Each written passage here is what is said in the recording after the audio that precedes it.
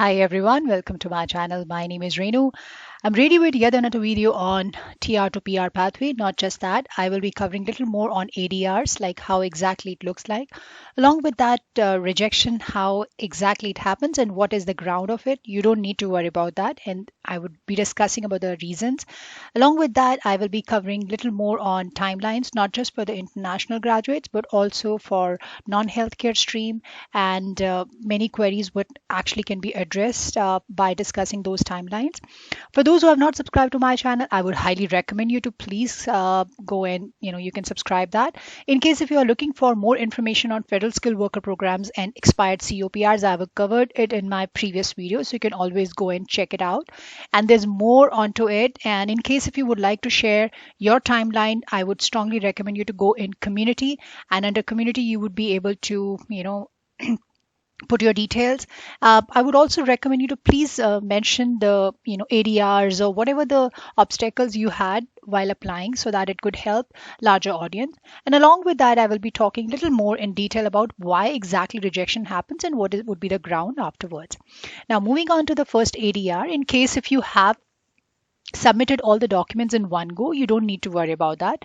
Usually visa officer would ask you for additional documents in case if he's not satisfied with the documents what you have submitted to him or her, or if your application is not going in sync with the supporting documents. Now in this case, if you see, the first ADR is for educational documents. If many of you might not be able to read it, so I'll just read it for you. Educational diplomas, degrees, education certificate, diploma, degree. So this must be received at this office by October 14, 2021.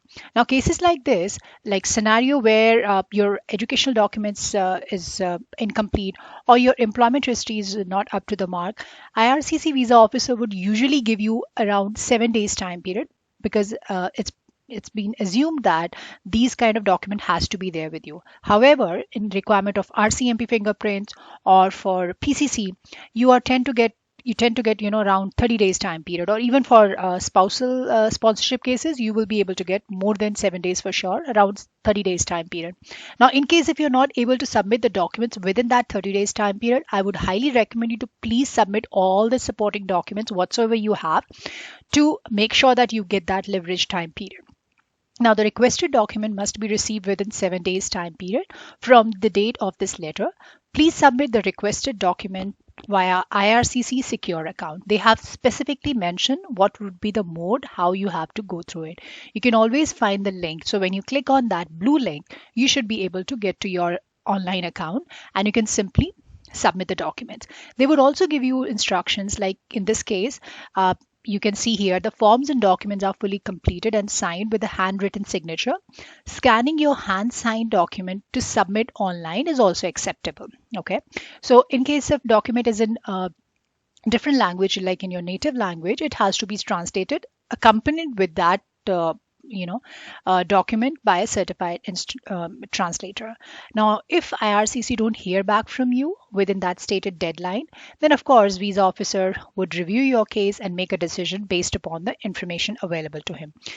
Now, as a result, your application may be refused. Now, any documentation whatsoever you submit, make sure you include your UCI and application number at the top of this letter. When you print it and scan it and forward it to visa officer, just make sure that you put these information.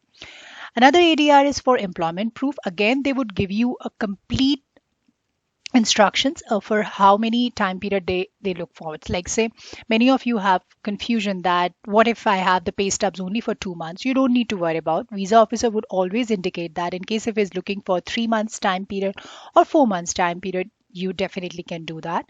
Also, in this case, he has asked for T4 form, so that again has to be submitted. And if you see here, the requested information must be received within 7 days time period from the date of this letter. Now, I would highly recommend, in case if you have not received AOR, please hold on to any update unless and until you received AOR. It's been clearly indicated on IRCC website that any document or any required form would of course be demanded by the IRCC visa officer only. And in case if you tend to submit any document, like that would be considered as an unsolicited document, so that will not be accepted by IRCC visa officer. Now, recently you might have received a lot of news about rejection, but you don't need to worry about that. Reason being is that rejection is usually happening in a few circumstances. In case if your application has went through a French stream, so this is very rare. You if you have applied under English stream, you don't need to worry about that. Secondly, in case if you have applied with incomplete information and unable to complete the study program for say, because as per international graduate, you were supposed to submit the supporting documents for your education. Now let's dive into it. What was that? So if you see here, it was actually related to this one, proof of completed study in Canada. So a final transcript, a letter from the institution, the type of credential granted, if it was a degree, diploma, certificate, or any attestation, and length in terms of duration, of course, it was 8 weeks time, sorry, 8 months time period, or whatever the duration of the program was, and you were supposed to submit all the documents with this, right? So you definitely needed that. And in case if you have submitted under worker stream, definitely you need to have supporting documents like your employment letter, your reference letter. And in case if you have not submitted the sufficient documents, you again don't need to worry about, because IRCC visa officer is asking each and every applicant in case if T4 form is missing or pay stubs is not there or reference letter is not there. So he is getting back or she is getting back to each and every applicant. So you don't need to worry about under such circumstances.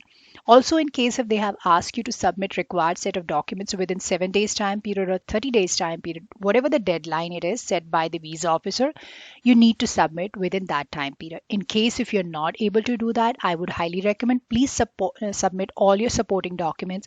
The reason why you're not able to get through for say cases like PCC. Sometimes it does take time for someone to acquire PCC from various countries. For say, if you are an Indian, you can get the police clearance certificate from local police station. However, if you've stayed in China for more than 6 months time period or in Australia for more than 6 months time period, you have to approach their embassy. So you make sure that whatever the documentation you're doing with that particular country, you submit that with your letter so that as a proof that you have started trying and you have made an attempt, and it's likely to happen anytime. So yeah, just kind of asking for more time period. So that's the only thing I can suggest you here. Otherwise, you don't need to worry about any rejection. I'll just share one more rejection letter over here, so that will give you a little more understanding. This was again by IRCC, where many of you might not read it, so I'll just read it for you. So where it says that this refers to the application for PR you made under TR to PR pathway workers in Canada Stream A Healthcare. So the assessment of your application for PR has been completed, and it has been determined that you do not meet the eligibility criteria of the public policy. So the public policy was exactly, this was the same. The public policy was this. If you go back to this TR to PR pathway guidelines.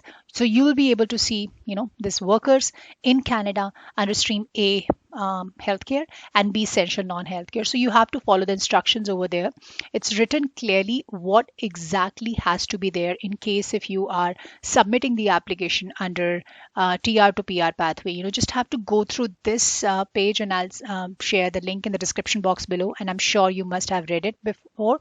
So basically, it says that you have accumulated 1,560 hours in last 3 years time period in an extra A or an extra B.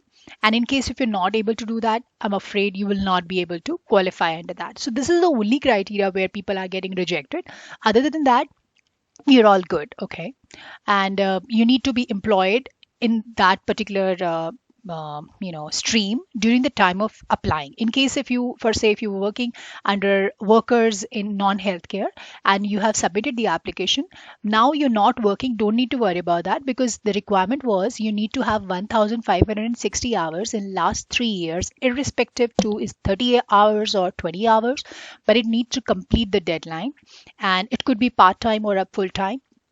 Again, don't need to worry about, but it has to be in employment, like you need to be working at the time of applying the application. I hope that makes sense to you. All right, without wasting even a minute here, let's dive into our first timeline for international graduate. Now, in this case, this person has applied under on international graduate on May 6th at 12:30 p.m. He has received the biometric instruction letter that was on August 30th, and AOR and ADR for PCC was received on August 31st.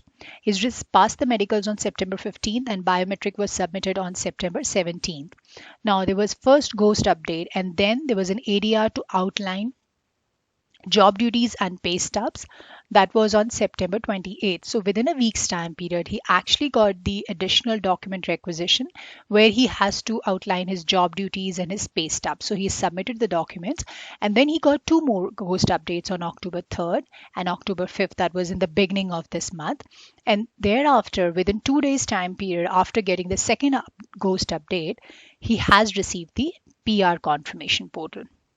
And the very next day, he has submitted the photograph and address. Now, there was a long weekend, of course, you know it, because of Thanksgiving.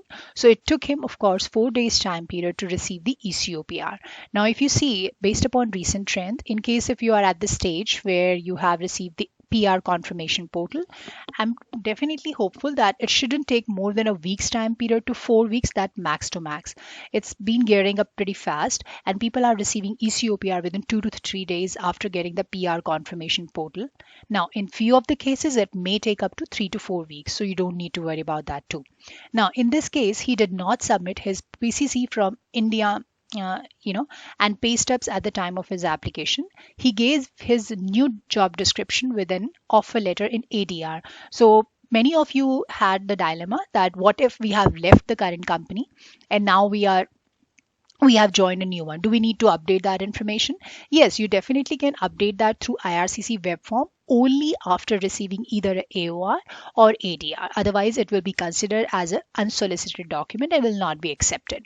He also switched to different job on May 23rd and updated through ADR. So while submitting documents, whatever the requirements he was made to do, like outline job duties and pay stubs, he has also updated that now he's switched to a different company. So this is exactly how you can do that. All right, moving on to another update here. So this is the second timeline.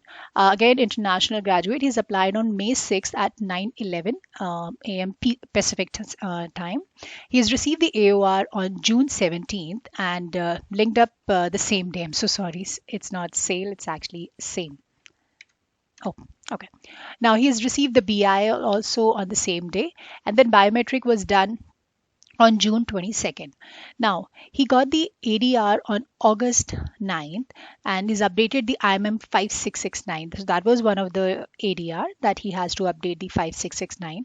Now, he actually forgot to upload the transcript and pay stubs and he sent the web form after receiving the AOR.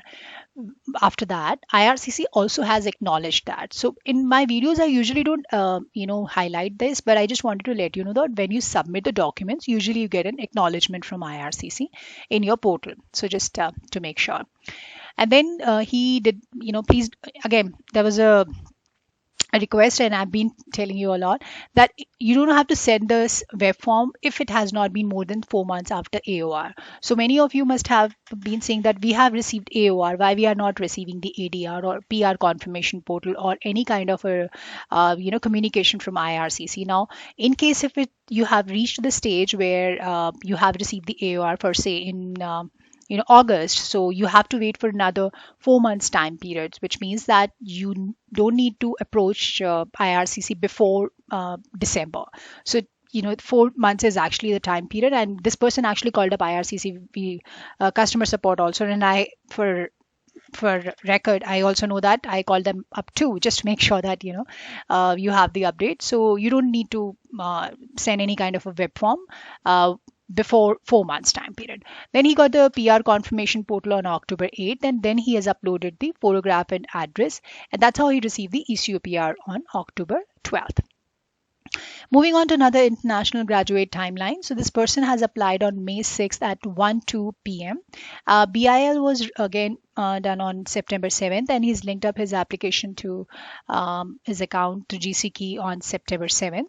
In this case, he has received the ADR for police clearance certificate was on September 7th. That was last month only, and then he submitted it the very same day. He also submitted his official transcript and address change through web form. So these updates, you can actually do it after receiving the ADR or AOR.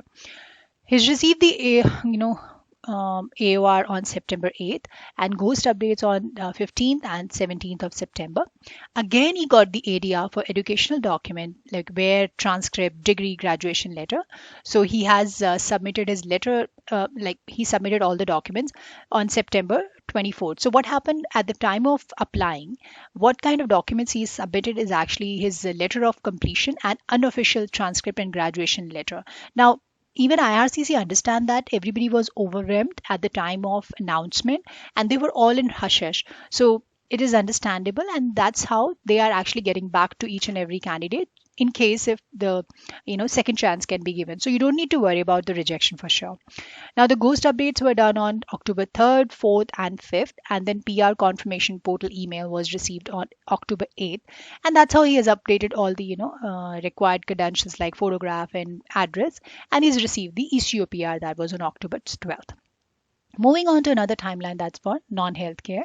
Now this person has applied on May 6th at 2:55 p.m. Eastern Time, and the NOC was actually 4411.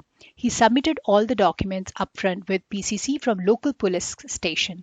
I always advise to go with BLS, but in case if you have local police station is equally good.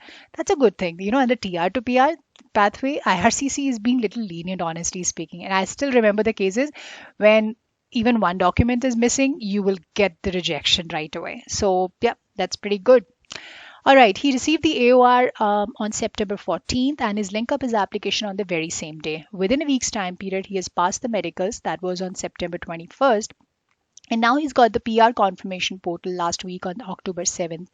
And then he's uploaded the credentials, if you see here, on October 8th. And then again, there was a long holiday like Thanksgiving, and he got the ECO PR on October 13th. So, the lot of ECO PRs actually.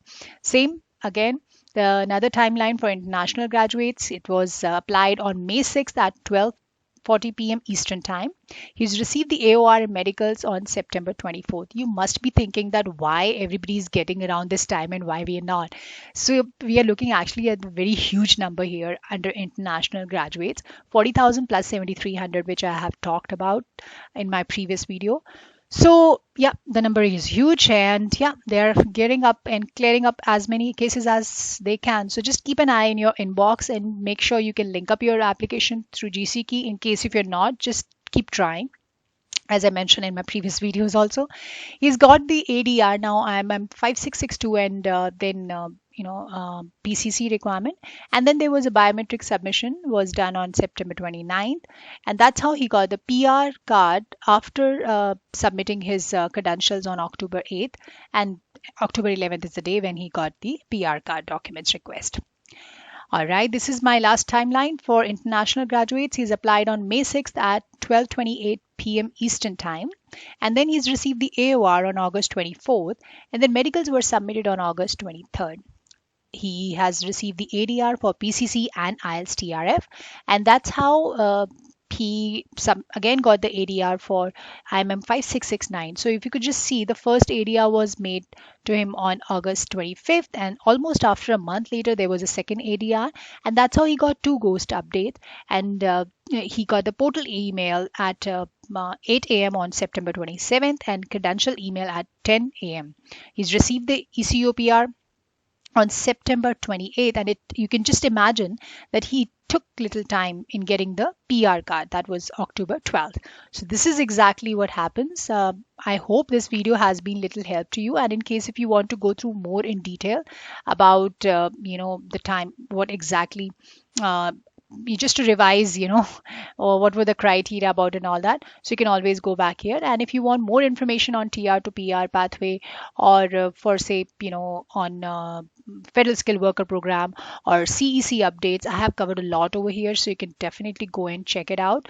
I hope this will give you a little help. And for those who actually are still in the process of applying, I would strongly recommend on going for this video, because I have covered the documentation part like step by step. So there's a lot more to cover here. All right, I hope this has been little help to you, and in case if it does, I would strongly recommend you to please subscribe to my channel. Till then, take care and stay safe, guys. Have a good day. Bye.